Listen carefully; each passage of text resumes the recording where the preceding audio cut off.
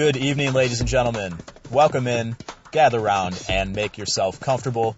It is time for a new edition of Cory Comments On. I'm your host, Cory McKnight. You can join me every Friday at 6 p.m. right here on All WNY Radio. And I thank you so much for being with me here tonight on Friday, February 8th, 2019. I am coming to you from a very windy and blustery Rochester, New York right now. There's winds of probably like 25, 35 miles an hour going on around here, which is pretty strong.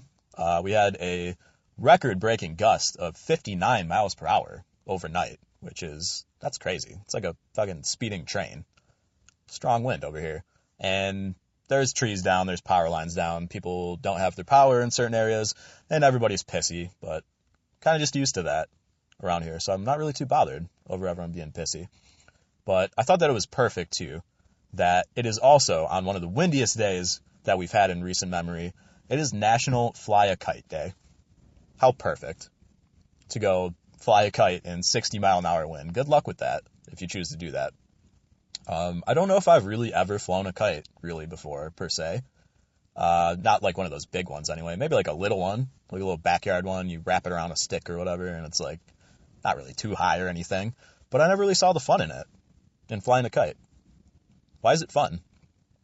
Hit me up on Twitter, at allwnycory, and let me know why flying a kite is fun, and am I a terrible person for not wanting to fly a kite, not caring? I don't know, let me know. Is it just me? Maybe it is fun.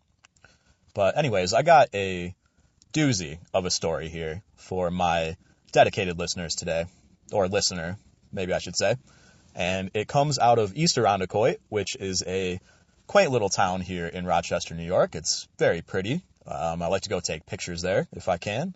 It's very beautiful, cool place. But this story coming out of Irondequoit is not cool. Opposite of cool. It's almost kind of funny. Not really funny, but we'll get to it. Anyways, I want to read a little bit here from what's going on in Irondequoit with Mr. Anderson Hollis.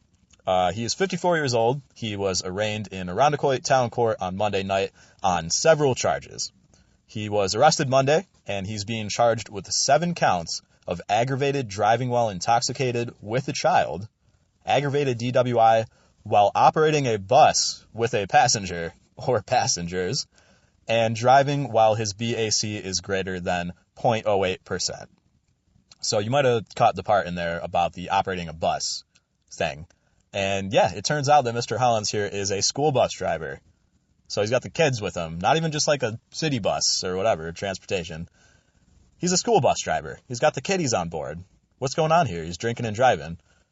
According to Irondequoit police, Mr. Hollins submitted to a random alcohol test on February 4th, and his blood alcohol was found to be over the legal limit in the morning. It was like 8:54 a.m. Court papers state that Hollins' first test was taken and that they found a BAC of 0.121.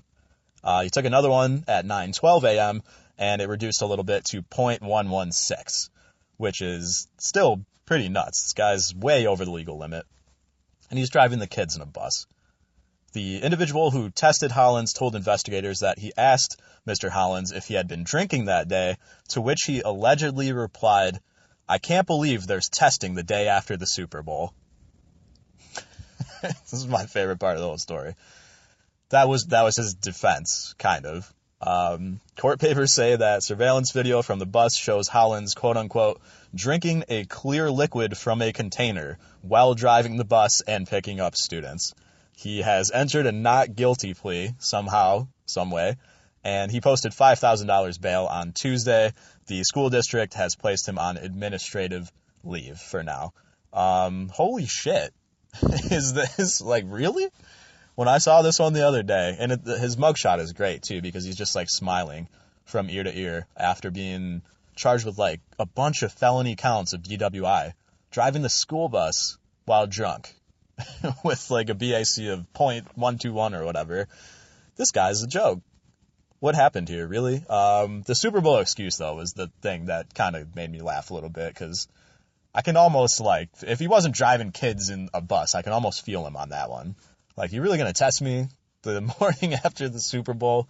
And with how shitty that Super Bowl was, too, everyone had an excuse to get wasted. Made it more exciting.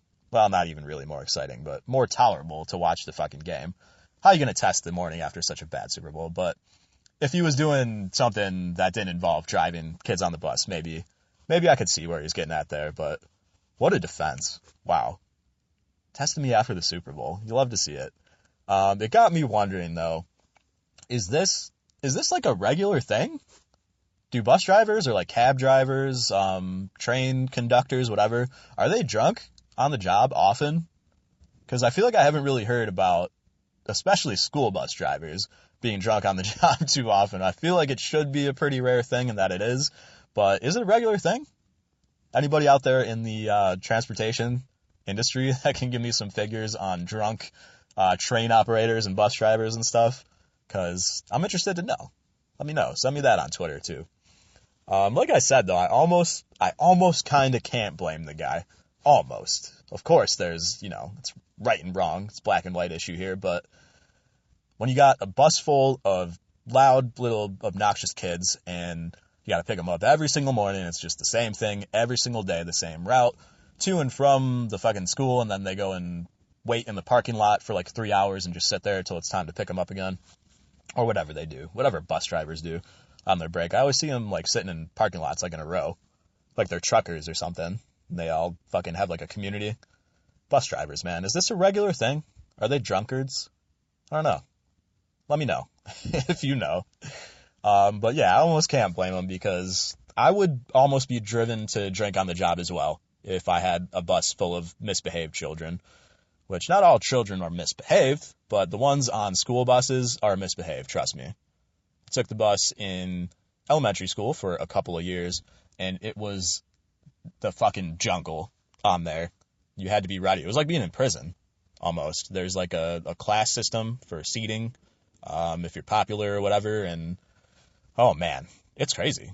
If you're a bus monitor too, I feel bad for you, because they're the ones that are really like hands-on, gotta be in the thick of the shit. The driver's trying to pay attention to the road, hopefully, but this one, Mr. Hollins here, not trying to pay too much attention to being safe, being drunk on the job. Just, would somebody just think of the children for once, please?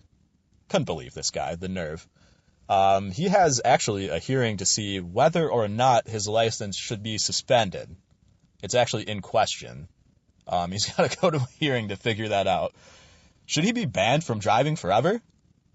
That's how I feel. Not even just school buses, like just ban him from driving forever, because he really fucked up. 7 felony counts. I think it's Leandra's law as well. For all of the kids that were on board, 7 passengers, you get hit with it 7 times, buddy. So, should his license be suspended? Is this a common thing? Do you know of any similar stories like this? Any other dumb criminals you want to talk about? Let me know on Twitter at allwnycory. And what do you think should happen to Mr. Hollins here? Stupid idiot. Let me know at allwnycory. We'll talk about whatever you'd like. And I'll be back to talk to you again next Friday at 6 p.m. right here on All WNY Radio. Thank you for being with me. Stay warm this weekend. Cory McKnight signing off. See ya.